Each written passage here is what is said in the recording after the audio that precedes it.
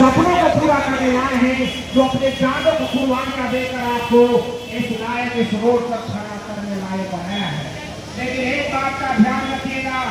आजादी का मतलब सत्ता प्राप्त करना है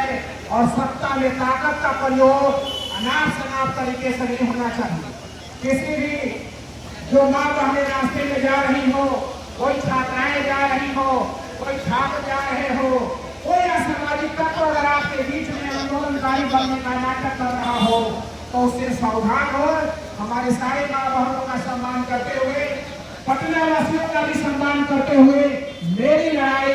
भारत सरकार से है और भारत सरकार जब तक इस आंदोलन की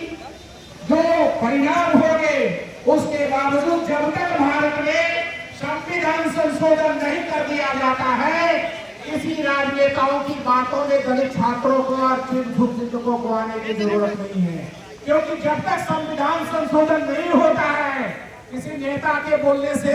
सुप्रीम कोर्ट का यह कानून निष्प्रभावी होने वाला नहीं है। और आप जान जाइए, बिहार की अत्याचारी दलित विरोधी सरकार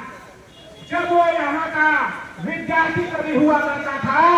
उस जमाने में भी इतिहास है, नहीं जानने वाले को पता होना चाहिए। ये राजकीय कल्याण छात्र वर्ष महेंद्र में रामविलास पासवान को सिर्फ पैदा नहीं किया,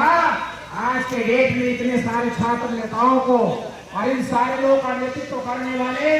तमाम जो नेता है, चाहे अमर आजाद हो, जितने इनके साथ जो जुड़े हुए हैं, उन तमाम साथियों को पैदा करने का काम और कर्मचारी और पदाधिकारियों को पैदा करने का काम हमारे इस छात्रावास ने किया। इस छात्रावास से इतने सारे पूरे बिहार में छात्रावास बने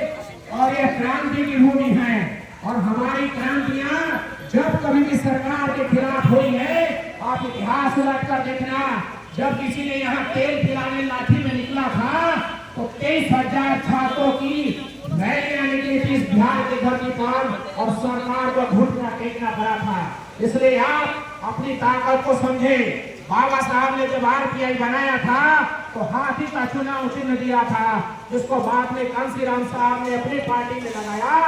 हाथी का मतलब होता है कि अगर जब तक हाथी को अपनी ताकत का एहसास नहीं होता है, एक आदमी हाथी का जो पिलवान होता है उस